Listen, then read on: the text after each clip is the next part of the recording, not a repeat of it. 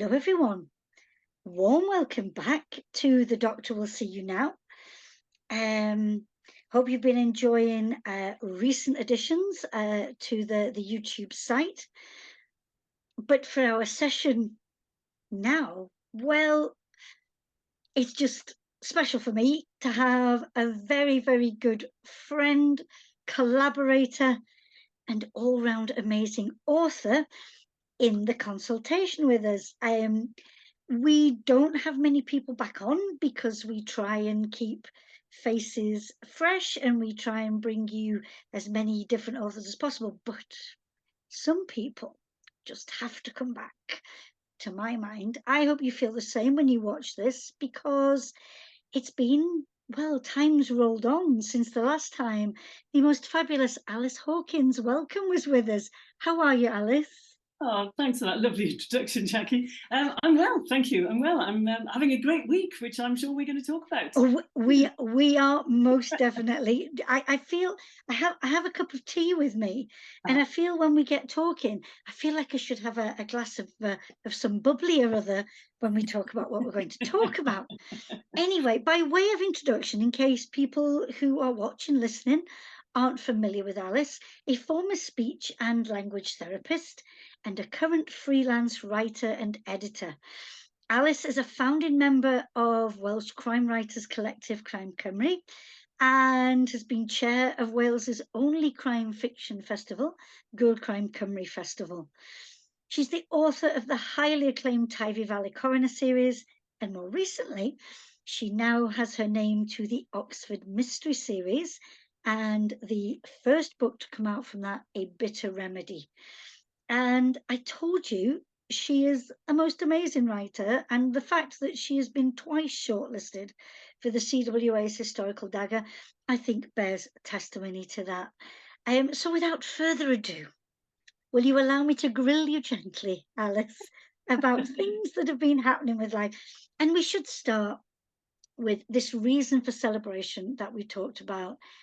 You have been named, or your book, A Bitter Remedy, and so you, named Waterstone's Welsh Book of the Month.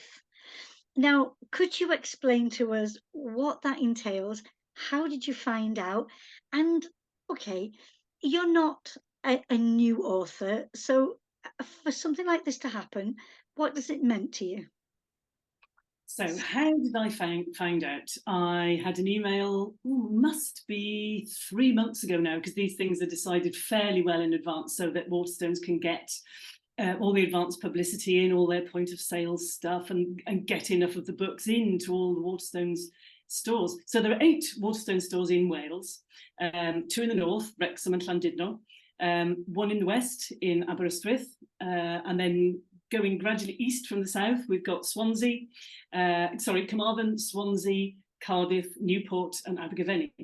So I am visiting each one of those stores this week, all 8 in a week. So I visited Llandudno and Wrexham yesterday, just went in to sign stock in Llandudno and then did a really lovely event in the evening at Wrexham with Wrexham Public Library. So it was a kind of collaboration, which is always lovely. I love doing library events.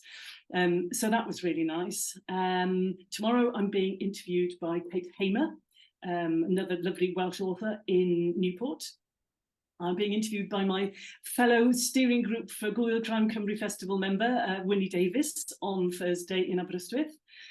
Interviewed by my fellow Crime Cymru member and also secretary to the Gwyl Crime Cymru Festival, Gail Williams, on Friday in Carmarthen, and then Kate Hamer very kindly is doing a return visit on Saturday in Abergavenny, so that'll be the last one.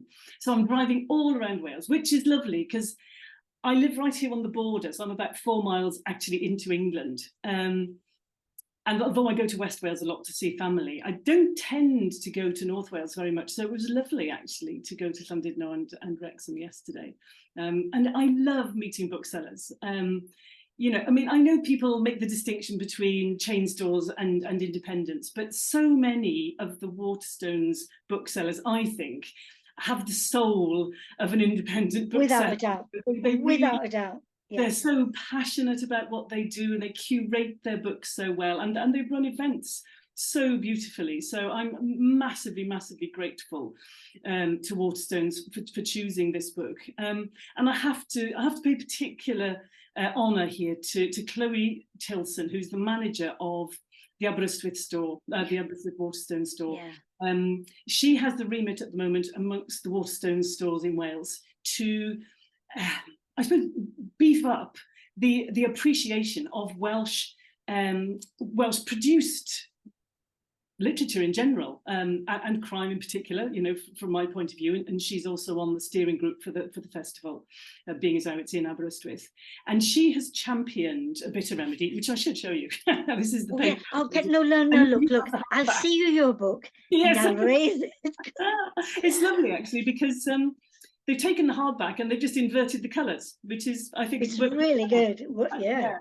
Chloe has championed this book from the very beginning. From when I told her what my idea for the book was, before I'd even written a word, she's been so supportive, and has really, yeah, as I say, has really championed it. And I think I have her to thank for getting it more widely known amongst the Welsh management, and which has resulted in it being chosen as Waterstone's Welsh Book of the Month. And you know, it's a game changer for me, because it's making me known, not just in Wales but in England as well. Because you know, if you're one of the Waterstones Books of the Month, then people take notice, which is, you know, it's absolutely wonderful for me. Yeah. It really is.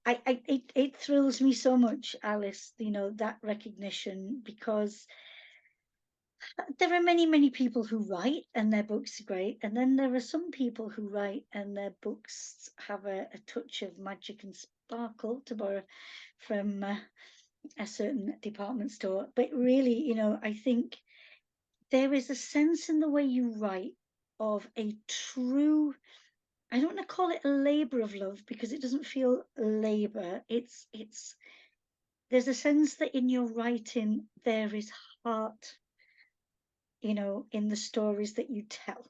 Yeah. I mean, and the details are magnificent. You know, it is so clear, you know, your research, you know, is just top notch, but it's not dry, and you don't belabor things. I think you carry the reader along in such a mesmerizing way, with the way you know, you weave story and language and character.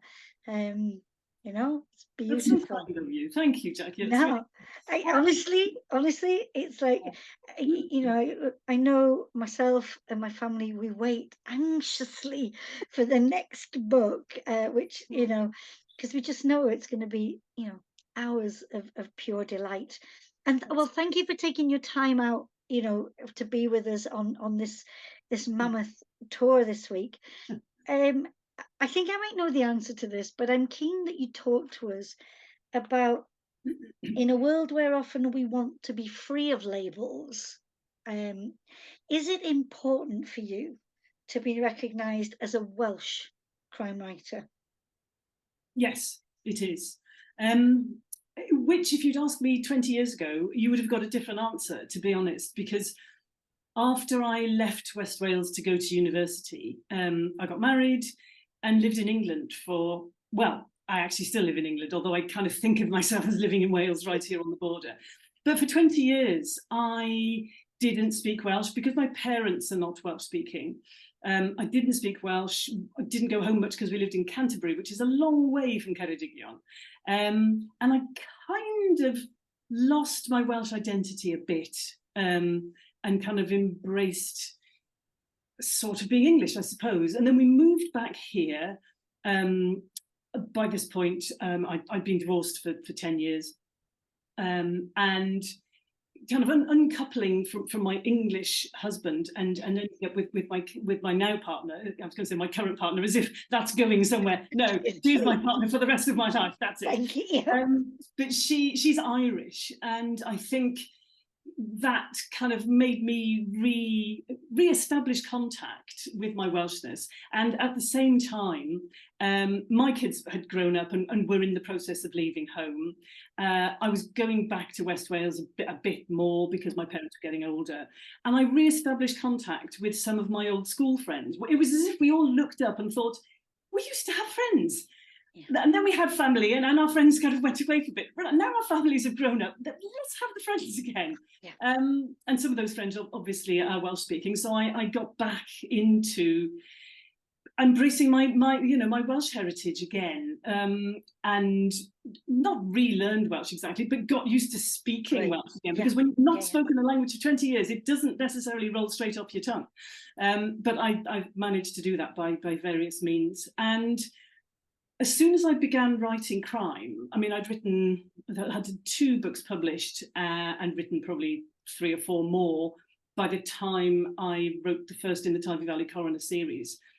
And at that point, I think that was the point at which I thought, right, now I've re-established my identity. I'm much happier now. I'm happy with who I am, where I am. I've got back to being me, being the Welsh me. And I want to write about my heritage, my history. So I started writing the Tyne Valley Coroner series, which is very much based and embedded in Westphalian history. And it's been lovely, because local people and people in Wales in general have really taken those books to their hearts, and so have the booksellers of Wales. And it's been great. I have a platform now to speak about Welsh history and to speak about Welsh literature and Welsh crime fiction particularly. And I'm doing that as a Welsh-speaking Welsh person. So, I can speak to people in Welsh, I can speak to them in English. Yeah. And that's really important to me. And it's been like a coming home, not just geographically, but spiritually, if you like. Having kind of wandered away because of marriage and just because of where I'd ended up living, and being surrounded by English speakers and the English world. So it's been really, really lovely to I was going to use the Welsh word then, to re-grasp, if you like, my Welsh identity. That I'm very, very happy to have done that. And yes, because of that, it is really important for me to be identified as a Welsh writer, and that impacts on how I've written this book. Yeah, I think we'll talk about that, because it feels, I don't know, I could be wrong, it feels slightly more personal than that first Fabulous series. I don't know, it felt like that was written maybe not at arm's length, but whereas this feels like it's been written close, just not with any less love, but it's almost like there's been an even coming even closer with this series. I don't know. I wonder if that's an impression because I'm now writing about a woman, whereas before I was writing about 2 young men. And of course there's a necessary distance when, as a member of one gender, you're writing about people of another gender. I think that that automatically brings a certain amount of distance. Although I do feel as close to Harry and John as I do to Non and Basil. I don't know. I mean, Oxford is as dear to me as Ceredigion is. I mean, Oxford is kind of my spiritual academic home, if you like. Yeah. It was the first place it felt okay to be a clever girl. For me. Having grown up in a very agricultural area. I mean, I was very lucky in the school I went to, don't get me wrong, I was very encouraged, but I always felt a bit of an odd fish, being keen on academic work and being, liking school, liking all that work, wanting to find out more, not finding the academic work a drag. And when I went to Oxford, everybody was like that. So, that was the least interesting thing about me. So I could kind of explore other aspects of myself. Whereas that, in a way, had been the thing about me. That was my label. Oh, she's the clever one, And so that was like, well, duh, you won't be here. Yeah, it's like, well, so is everybody. So exactly, there's way more clever people than you here, love. So maybe it's that passion for Oxford that's coming through, and because when you're writing about a city, it is much more intense because you're in a very small, contained area. Yes. Whereas Harry and John, they wander around a pretty extensive landscape. So maybe it just feels less intense. But I think that is that. I think that's probably it. because I said at the start, you know, all your writing has that element of, I don't know, this deep love. Yeah, yeah. And but it, I don't know, or whether it's, you know, whether it's getting to know none, you know, that could be just me as a reader as well, Yeah, maybe, you know, where I, you know, can find an identification. yeah. So it could be that. Yeah. Now, Alice, since I've known you, Mm. and as we said at the start, you are a former speech and language therapist.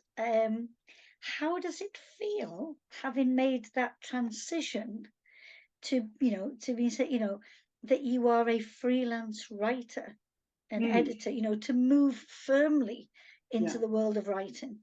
yeah. I mean, in many ways, it feels great. There are aspects of my job that I miss. I miss the daily interaction with people and feeling useful in a very obvious way. I was an autism specialist, so I helped autistic parents understand their autistic children. Basically, that was my job, and I loved that because I'm all about communication, whether it's Yeah. talking to friends or writing novels or helping people understand their autistic children.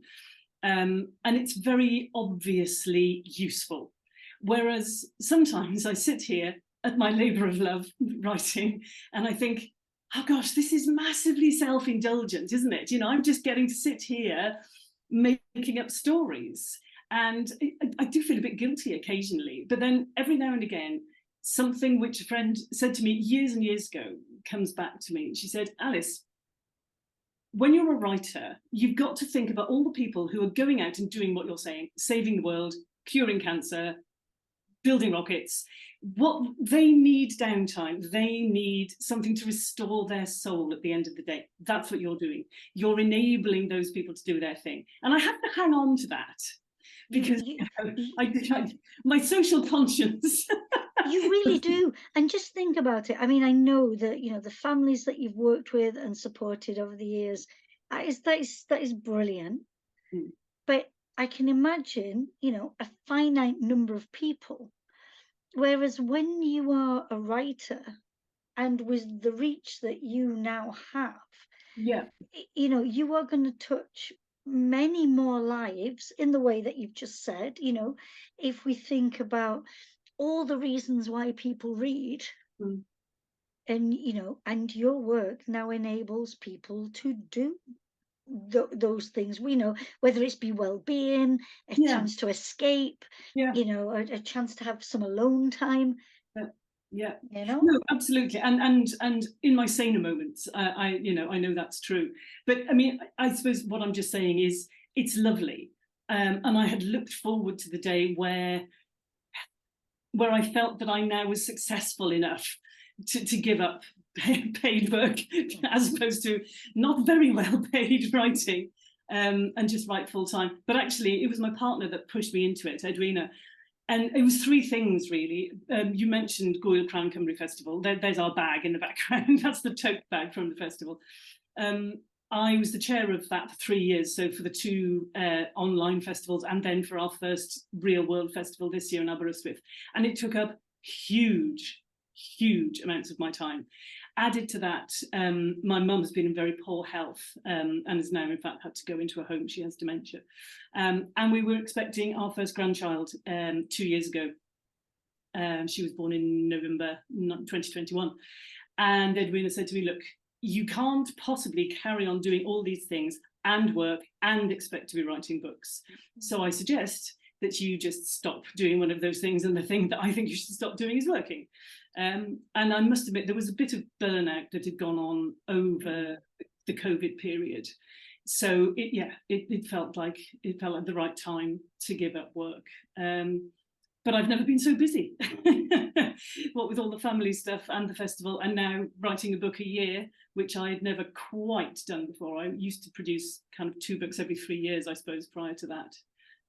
But yes, it's great. And not having the daily grind, as it were, means that I can drop everything at the drop of a hat and go and be with my dad if he needs me, or with my grandchild if she needs me, or I can get up at 6 o'clock in the morning and work till 6 o'clock in the evening if that's the way I feel like doing things that day. So it's wonderful to have that freedom, but I only have it because my partner is prepared to go out and earn the money. Let's be honest, because most people watching this will understand that 95% of authors don't make enough to live on. Yeah. And I think, again, having that person by your side to enable you to do that, I mean, that's a massive blessing. Oh, huge. And it's not just financial. I mean, Edwina is such a huge support to me. She's just absolutely brilliant. Exactly. That's why it pleased me that you changed the sense of current partner. Yes. My dad always refers to my mum as my first wife. Yeah. Which he thinks is amusing and I don't, but anyway. But no. Yes. So Alice, you mentioned that, of course, that in the run up to deciding to stop that other work, you were also working so hard on Girl Crime Cymru Festival. As it stands now with the festival, are you happy with the way things have turned out? I wonder if you could talk to us a little bit about being able to actually celebrate that this year for the first time in person. Talk to us about the festival. It exceeded expectations. I mean, we've been waiting 3 years to do a real world festival. We'd always had the ambition to produce a biennial festival, so that 1 year it'll be online and the next year it'll be in Aberystwyth, and to keep alternating, because that means that we can send Welsh crime writing out to the whole world online. But we've been so desperate to produce our first real world festival, and we managed it this year. And our ambition, and I mean, I talk about being in charge of the festival. I was the chair of a fantastic committee, of whom you are one, obviously, and all those people have worked their little socks off in their various spheres to produce this festival. And we had always, our ambition was to be representative of Wales, to be representative of the hospitality that you can expect when you come to Wales, the warm welcome that you can expect, to be representative of a vibrant and bilingual society which exists in Aberystwyth, which is the home of our festival, just to give people a taste of Wales, and to be the friendliest festival. That was our ambition. We want to be the friendliest crime fiction festival, and what we wanted was for people to go away and never to have to think, now, where did I do that particular event? We wanted them to think, I remember that event because it was in this place and it had that feel. It can only be Girl Crime Cymru Festival. And we nailed it. We absolutely nailed it. I mean, our audience feedback kept using the same words: warm, welcoming, fun, accessible. I mean, one person put, I couldn't believe that one day I was watching people headlining on the stage and the next day they were taking my tickets, because that's how we ran things. It was like an entirely volunteer run festival. And it just went incredibly well. I think everybody who came had, whether they were authors or volunteers or punters, I think just had a great time, and the feedback has been astonishing. So I couldn't be happier. Brilliant. I also couldn't be happier, but the fact that I'm now having a sabbatical for a year, and Phil Gwyn Jones, one of my lovely Crime Cymru pals, has taken the chair on for a while. So. Good man. I think that's only fair, and give you a chance to focus on other things. But I think I just want to again to shout out for that festival. So next year, 2024, it'll be back online. That's right. Yeah, which is wonderful. So wherever in the world you are watching us on The Doctor Will See You Now, 2024, get yourselves online to watch what I know will be a fabulous lineup. And then if you're able, the following year, plan to take yourselves to Aberystwyth for this festival. It's around about April, is it? It's so in 2025, normally will be the third weekend in April, but that weekend happens to be Easter that year. Okay. So it's now the last weekend in April for that week. Great. So get it in your diaries. Because if you've Absolutely. never been to Aberystwyth, It's lovely. get yourself, yeah, it's really, really good. Absolutely. Thank you for talking to us about that, Alice. I wonder if we could move back to your writing a little bit. And I'm always intrigued at the way that authors, the patterns that they have for creating work. And so, the Tyvee Valley series, it's there in its resplendent glory. But now we're in this new series. How was it for you to move from one series to the other? I mean, have you had any sort of like has there been any nostalgic moments, or are I'm moving forward, I'm forward in time, new characters? How are you feeling? So the reason that I swapped series, I'd written 5 books on the bounce about 2 young men, 4 books in the Tyvee Valley Coroner series, and a medieval standalone, The Black and the White. And don't get me wrong, I love all those characters. I loved Harry and John extremely dearly. But I really wanted to write a female main protagonist for a change. Now, I could have taken somebody, Lydia Howell from the Tyvee Valley Coroner books, and made her another viewpoint character and carried on writing the Tyvee Valley Coroner books. But that felt like it would destroy the nice dynamic that I had going on between Harry and John. So I had a word with my publishers. I said, look, I'm keen to write a female main protagonist, so I'm thinking of a new series. And they got quite excited at that point, because publishers always like a new thing, don't they? And they said, where are you thinking of setting it? Can we suggest not in West Wales? And I said, okay. And they said, because with the best will in the world, there's a limited market for West Wales, worldwide. They said, can we suggest, we'd quite like to see you writing something set in either Oxford or Cambridge. Now, as an Oxford graduate, I'm sorry, I'm not writing about Cambridge. That's not. No way, no. So I thought, actually, I could really get my head around writing something in Oxford. It's somewhere I really like, somewhere that I would like to go to do research. I have a son who lives there. And so I said, well, what do you think about period? Because obviously I have kind of 2 strings to my bow, one 19th century and one 14th century. And my publishers were like, it's your book, you decide. And it didn't take me very long to think, well, female main protagonist, Oxford, okay. There's only one time period that's going to be really interesting, and that's the beginning of the women's college movement, because you've got everything happening then in the later 18th century, 17th, 19th century. You've got suffragism, you've got gender issues, you've got Oxford University itself changing quite a lot.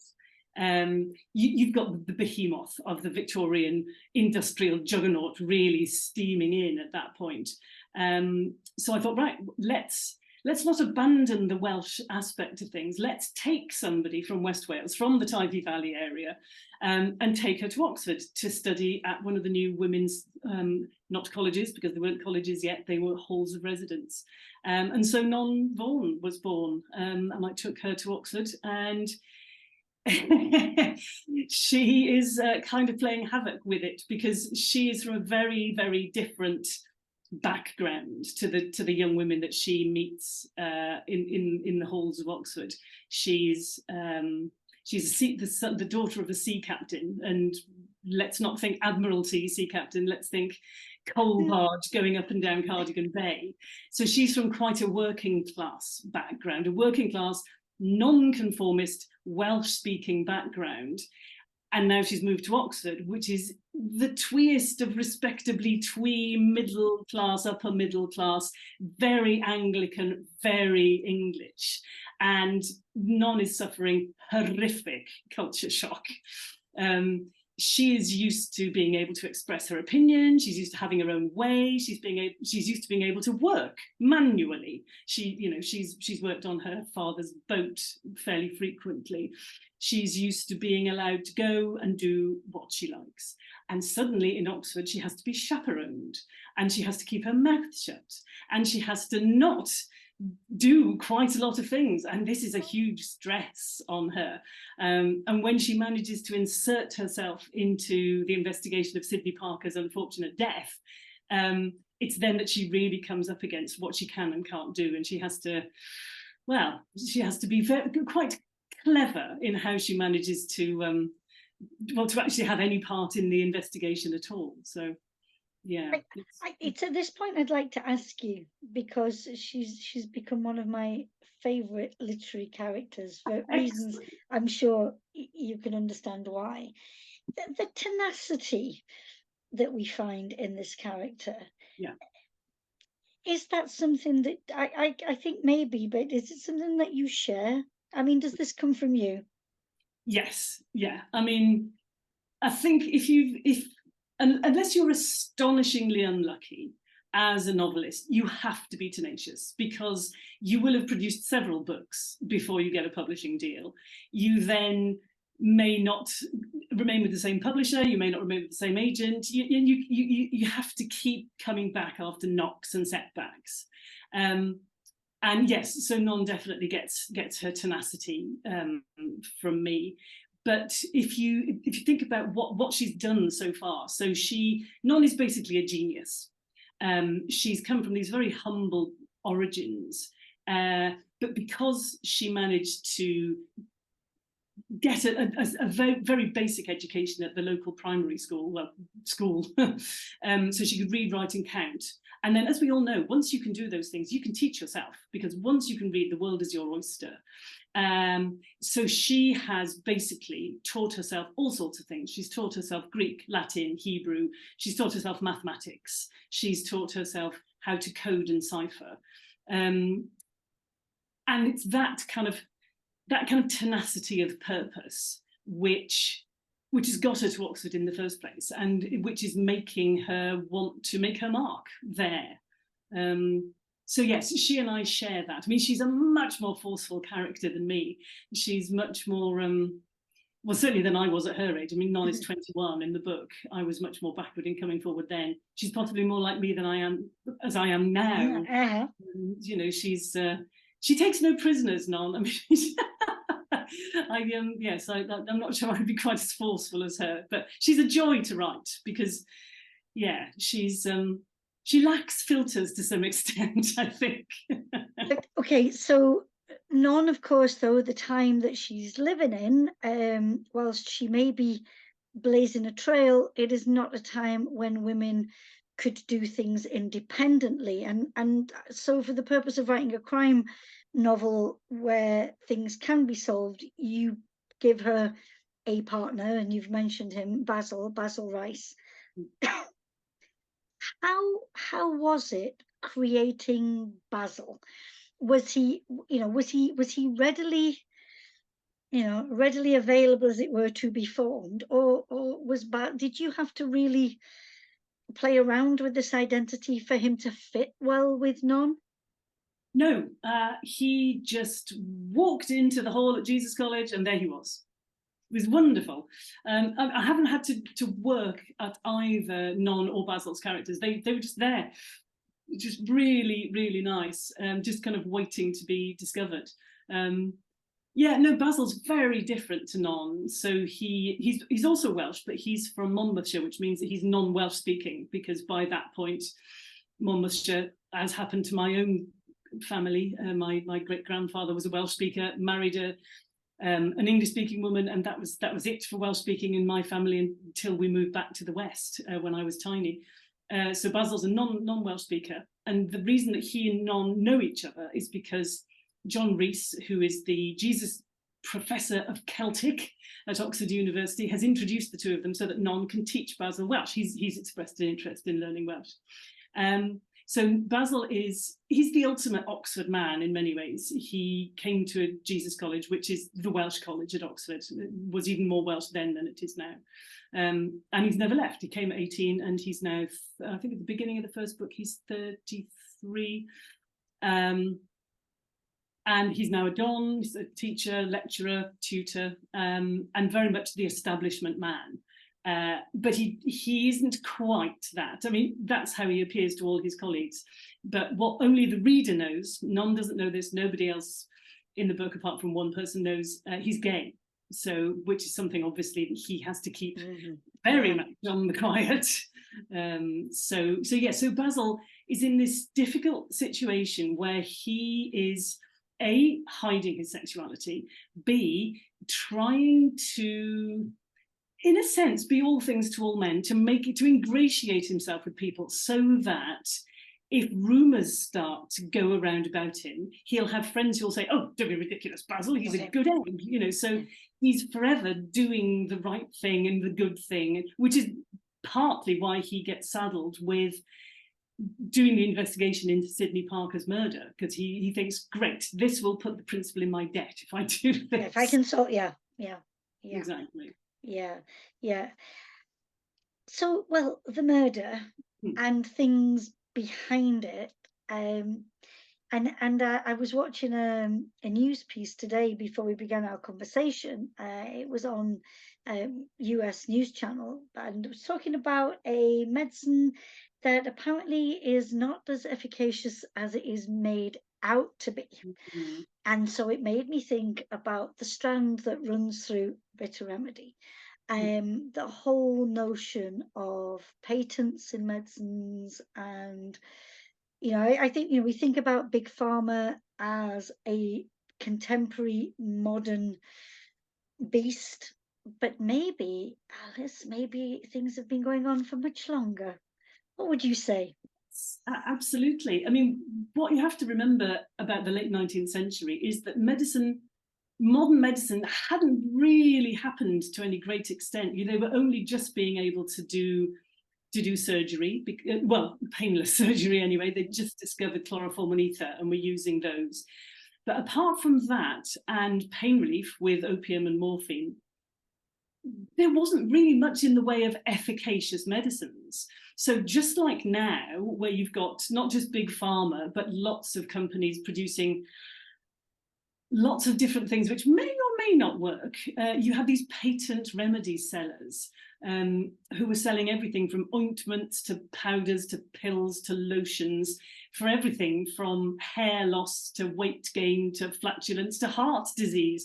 And some of them, I mean, for instance, there was a set of things called Beecham's pills, and you should see the list of things that they're supposed to be efficacious for. I mean, everything from gout to eczema via asthma and broken legs, effectively. It's like, okay. But there were occasionally patent remedies that would come up which was for much more specific disorders, and that's one of the things which lies at the heart of what happens in A Bitter Remedy. Sidney Parker has fallen victim to a seller of patent remedies and got caught up in that world, and he's come a cropper for it. And the book investigates, as I did in my research, a very specific disease. I mean, everybody's heard of the women's disease of the 19th century, hysteria. We still use the word hysterical. But what most people don't know is that there was not exactly corresponding, but there was a male disease as well, which there was a certain amount of moral panic about, called spermatorrhea. And I'm not going to go into a lot of detail about what spermatorrhea was, apart from to say it's a completely fictitious disorder, but many remedies and cures and gizmos, shall we say, were produced to subdue the effects of spermatorrhea. And I go into that a little bit in the book, and all the quotations in the book are actually from publications of the period. And there's a particularly gruesome object which appears both on Sidney Parker's body and in the book, which makes all the men who read the book cross their legs protectively.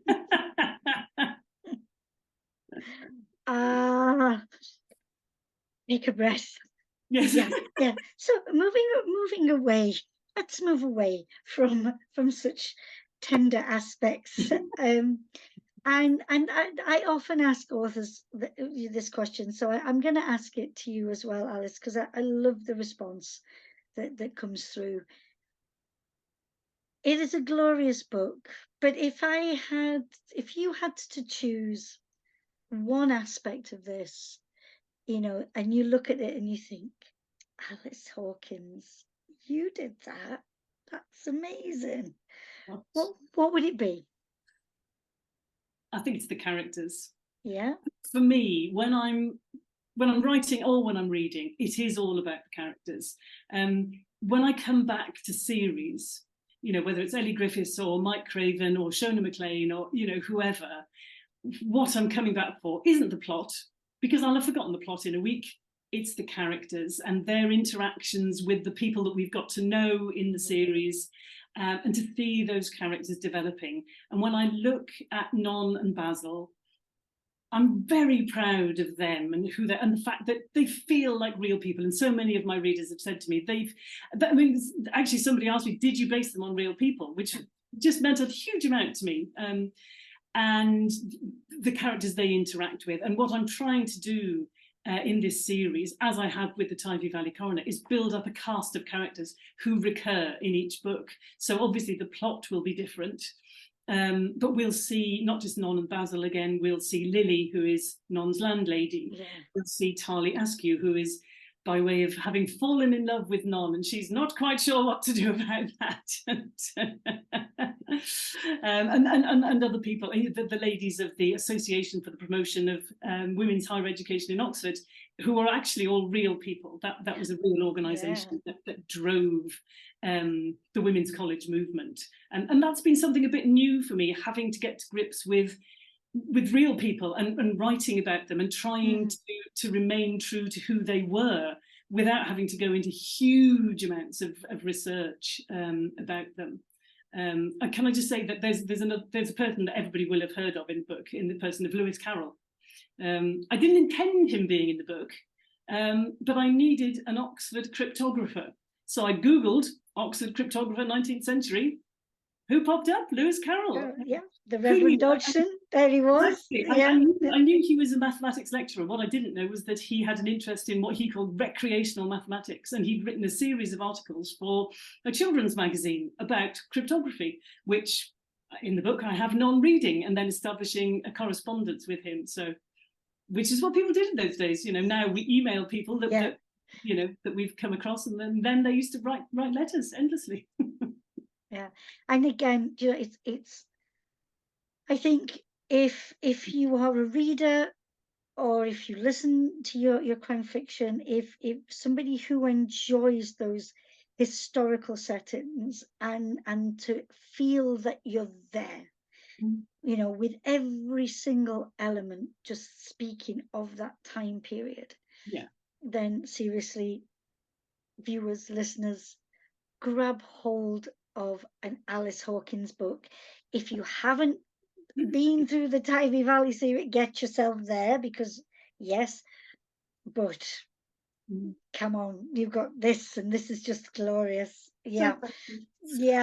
Now, so I know we shouldn't ask what's next in a way, because we should still be enjoying a bit of Remedy, but is the next installment, is it taking shape? Oh, it's done. It's done. I've got to. The delivery date is the end of this month, so all I've got to do is line edit now, and then it goes off to my editor. So yes, it's done. And you know, don't worry about asking. I mean, the events I've done so far, that's been the question on everybody's lips. When's the next one coming out? So it's called The Skeleton Army, and it'll be out on April the 4th next year. That's the current plan. Brilliant. Not too long to wait. To be able to get in there. Alis, thank you again for taking time out to talk to us about your work, for allowing us to understand more about who you are and what makes you, you know, what you're passionate about as an author. I have a last fun, tricky question for you. I like watching authors squirm with this one. Okay. Now, I am not suggesting that you kill off any of your characters. This is not what I'm asking. That you can keep them safe at home, but you are tasked with going on a very long road trip. This is a thing that's going to last for months, okay, because of what you're tasked to do. You are allowed to take one companion, and it can't be Edwina. Sorry, okay, because she needs to be working so that you can be writing. Which one of your characters would you choose, and why? Oh, goodness me. Now, my publishers would want me to say somebody from this book. I know. It's like asking me to choose my favourite child. This is not Sophie's choice, though. I'm not. It doesn't have to be drastic. Okay, you can go on another road trip with Gosh, somebody else later. I mean, there's so many good reasons for wanting to talk to all my characters. I think currently, because I've spent such a long time this year, though this last 18 months, with Non and Basil, I think it would probably be Basil, because he's keeping more back from me as yet. Okay. Non's been more forthcoming. I kind of feel I've got more of a hand. There's still more to know about Non, but I kind of feel a bit more across Non, whereas Basil, he's holding out on me a bit. So I think I would go with Basil. Yeah. See what I can get him to tell me. Yes, because on those long stretches, when you Wow. start talking about things, he might open up a bit I more think he would. about. Yeah. You see, wonderful. Well, Alice, I will detain you no longer because you must. I know you'll need some rest before you set off on the next part of your voyage around Wales. Yeah, talking about a bitter remedy. I'm so grateful for our time together. I wish you all the very best, and I look forward to when we can meet in person and keep chatting about your work. Yeah. Thanks, Jackie. I really A look forward pleasure. to that too. Thank you very Okay. much. It's been great. Good night for now. Bye. Night, everybody. Bye.